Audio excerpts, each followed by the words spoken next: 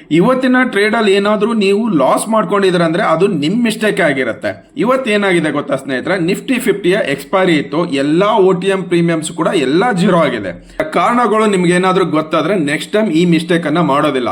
ವಿಡಿಯೋನ ಕೊನೆ ತನಕ ನೋಡಿ, ನೀವು ಟ್ರೇಡರ್ ಆಗ್ಲಿಕ್ಕೆ ಖಂಡಿತವಾಗ್ಲೂ ಈ ವಿಡಿಯೋ ಹೆಲ್ಪ್ಫುಲ್. ಕೇರ್ಫುಲ್ ಆಗಿ ಗಮನಿಸಿ ಸ್ನೇಹಿತರೆ, ಇವತ್ತು ನಿಫ್ಟಿಯ ಎಕ್ಸ್ಪೈರಿ ಇದೆ. ಕಾಲ್ ಪ್ರೀಮಿಯಂ 90, ಪುಟ್ ಪ್ರೀಮಿಯಂ 100.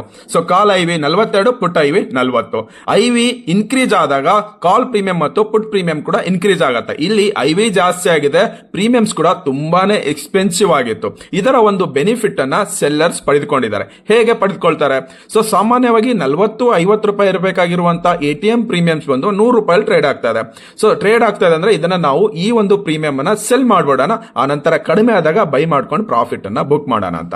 ಅದು ಕೂಡ ಕೆಲವೊಂದು ಕಂಡೀಷನ್ ಅಲ್ಲಿ ಇದ್ರೆ ಮಾತ್ರ ಸೆಲ್ಲರ್ಸ್ ಅಟೆಂಪ್ಟ್ ಮಾಡ್ತಾರೆ. ಸೆಲ್ಲರ್ಸ್ ಕೂಡ ಸಪೋರ್ಟ್ ಅಂಡ್ ರೆಸಿಸ್ಟೆನ್ಸ್ ಅನ್ನ ಡ್ರಾ ಮಾಡ್ಕೊಳ್ತಾರೆ. ಈ ಒಂದು ಪ್ರೀಮಿಯಂ ನ ಸೆಲ್ ಮಾಡಿದರೆ ಕಾಲ್ ಪ್ರೀಮಿಯಂ ಕೂಡ ಸೆಲ್ ಮಾಡಿದ್ರು, ಪುಟ್ ಪ್ರೀಮಿಯಂ ಕೂಡ ಸೆಲ್ ಮಾಡಿದ್ರು. ಮಾರ್ಕೆಟ್ ಇದರ ಒಳಗಡೆ ಉಳಿತು ಅಂದ್ರೆ ನಮಗೆ ಪ್ರಾಫಿಟ್ ಅನ್ನ ಬುಕ್ ಮಾಡಬಹುದು ಅಂತ ಹೇಳಿ ಅವ್ರು ಏನ್ ಮಾಡಿದ್ರು, ಕೊನೆಯವರೆಗೂ ಹೋಲ್ಡ್ ಮಾಡಿ ಆ ಒಂದು ಪ್ರೀಮಿಯಮ್ಸ್ ನ ಜೀರೋ ಮಾಡಿದ್ರು, ಅವರು ಪ್ರಾಫಿಟ್ ಅನ್ನ ಬುಕ್ ಮಾಡಿದ್ದಾರೆ. ನೀವು ಇವತ್ತು ಬೈ ಮಾಡಿ ಲಾಸ್ ಮಾಡ್ಕೊಂಡಿದ್ರೆ ನಿಮ್ಮ ಪ್ರೀಮಿಯಮ್ಸ್ ಜೀರೋ ಆಗಿದೆ. ನೆಕ್ಸ್ಟ್ ಟೈಮ್ ಏನ್ ಮಾಡಬಹುದು ಅಂತಂದ್ರೆ, ನಾವು ಸಪೋರ್ಟ್ ಅಂಡ್ ರೆಸಿಸ್ಟೆನ್ಸ್ ನ ಡ್ರಾ ಮಾಡ್ಕೋಬೇಕು. ನಿಯರ್ ಬೈ ಸಪೋರ್ಟ್ ರೆಸಿಸ್ಟೆನ್ಸ್ ಅಲ್ಲೇ ಇತ್ತು, ಐವಿ ಕೂಡ ತುಂಬಾ ಜಾಸ್ತಿ ಇತ್ತು, ಎಕ್ಸ್ಪೈರಿ ಕೂಡ ಇವತ್ತೇ ಇದೆ ಅಂದ್ರೆ ಅವತ್ತಿನ ದಿವಸ ಟ್ರೇಡ್ ಅನ್ನ ಅವಾಯ್ಡ್ ಮಾಡ್ತೀರಾ ಸ್ನೇಹಿತರೆ. ಸೊ ವಿಡಿಯೋ ತುಂಬಾ ಇನ್ಫಾರ್ಮೇಟಿವ್ ಆಗಿದ್ರೆ ಫಾಲೋ ಮಾಡೋದನ್ನ ಮರಿಬೇಡಿ. ಡೈಲಿ ನಾನು ಕೂಡ ಇದೇ ತರ ಲರ್ನಿಂಗ್ ವಿಡಿಯೋಸ್ ನ ತಗೊಂಡ್ಬರ್ತೀನಿ. Thank you so much.